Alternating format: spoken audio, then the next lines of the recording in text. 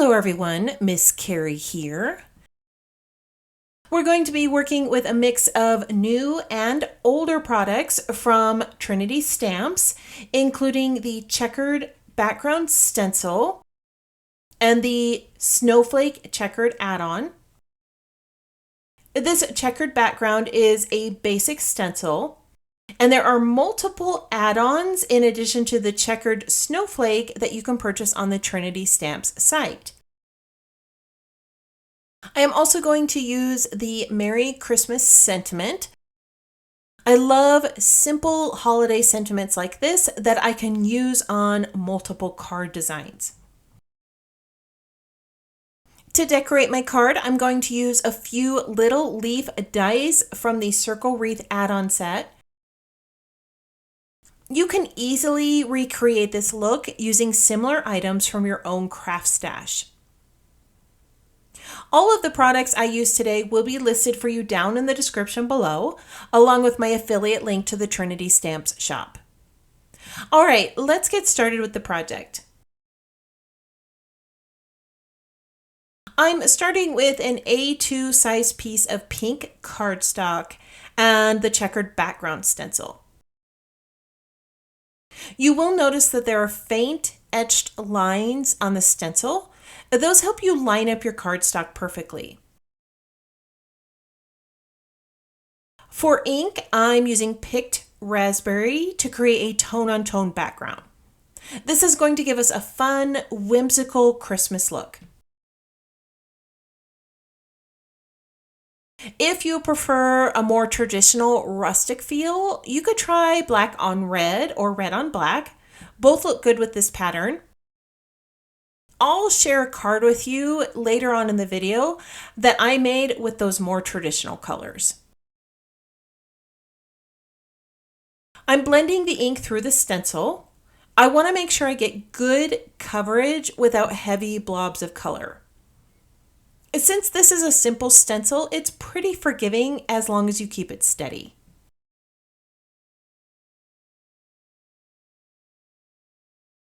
Once your first pass is done, you're going to carefully lift the stencil. You should have a clean, partial checkerboard pattern. Now we're going to create the second line of checks. So I'm going to shift the stencil slightly.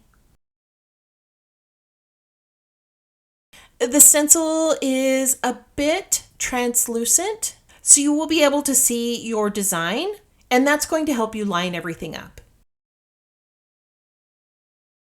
Once again, I'm going to make sure this stencil is secured in place using some removable tape. And then I'm going to fill in the blank spaces with the same color of ink. Once you're finished, wipe away the excess ink. Then we're going to lift the stencil to reveal that perfect two-layer checkerboard pattern. Isn't that cute?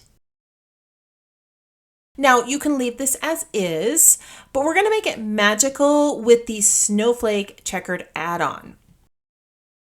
This stencil lines up perfectly with the empty squares in our checkerboard. This time, instead of using ink, I'm using a white texture paste. This is going to bring in some nice dimension.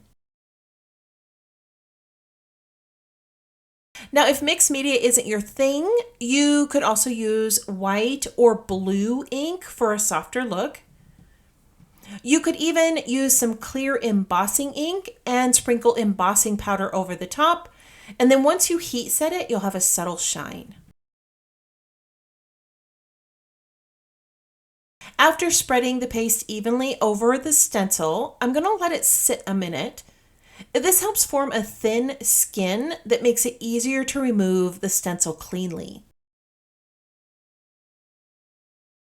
I'm going to gently lift the stencil. And now you can see those beautiful detailed snowflakes. Aren't those gorgeous? I'm going to set this aside to dry while we work on the sentiment and embellishments.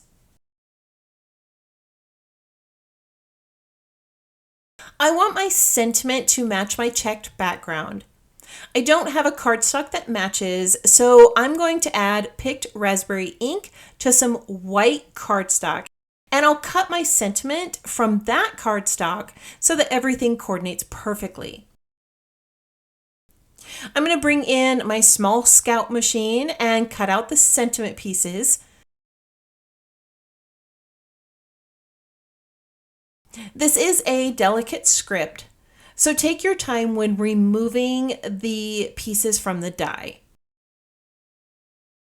This is where I like to bring in my Trinity Stamps tool and use that pokey end to help me get out all of the pieces. Also, make sure that you don't lose the dot to the eye. I think that's the item I lose every single time. So I'm going to go ahead and set this aside, and hopefully it doesn't get lost in the pile of things.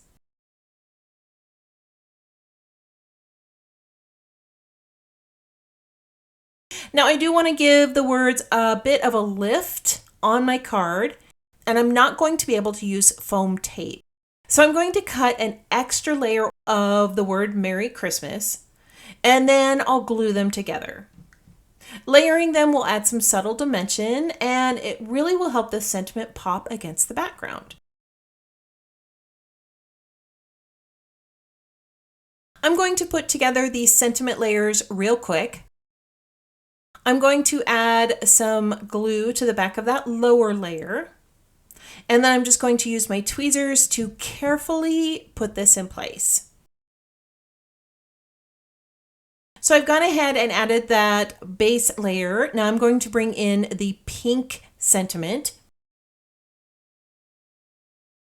Once again, I've just added some liquid adhesive on the back, and I'm using my tweezers to hold one end of the sentiment while I carefully press it in place with my other hand.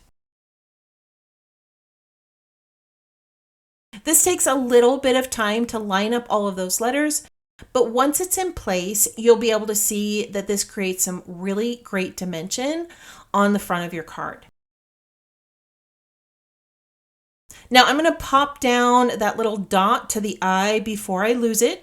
I'm just going to use the wax end of the pickup tool and place down my 2 layers. From some blue and white glitter cardstock, I cut out my leaves. I'm just going to flip over my sentiment and adhere these in place. I'm just going to place 2 white leaves and then a little blue leaf in the center.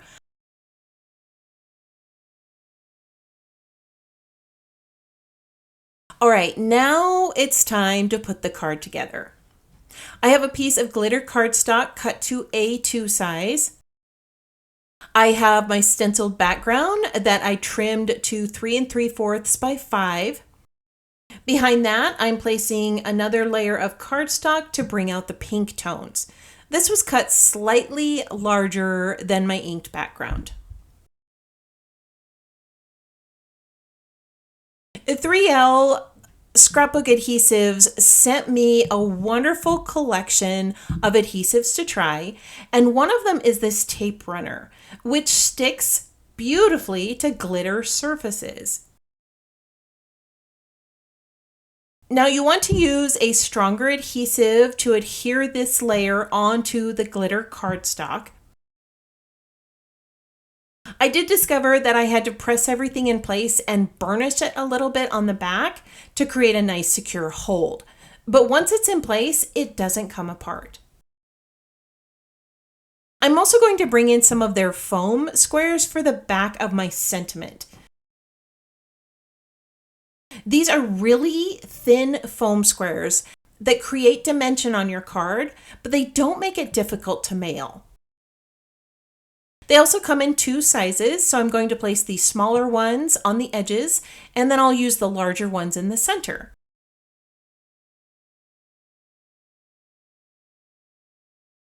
I'm going to go ahead and peel off the backing from these real quick, and then I'll place the sentiment in the center of my card.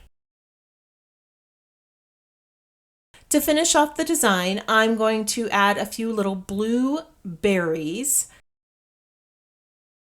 I use the berry dies from that Wreath Circle add-on collection to cut out some small little circles from blue glitter cardstock. Once you like the layout, just adhere them with glue and your Trinity pickup tool. It makes those tiny pieces so much easier to manage. And here's the finished card. We created a whimsical pink and blue Christmas design with a checkered snowflake background, layered sentiment, and glittery details that sparkle under the light. I'm going to bring in another version that I made using black and gold for a more classic country look. I followed the exact same steps, just different colors, and it completely changed the mood of the card. I'd love to know which one you like best. Do you prefer the fun, whimsical pinks or the traditional black and gold? Let me know in the comments below. I do want to thank you for joining me today. If you enjoyed this tutorial, please give it a thumbs up, share it with a crafty friend, and subscribe to the channel for more holiday card ideas coming your way this season.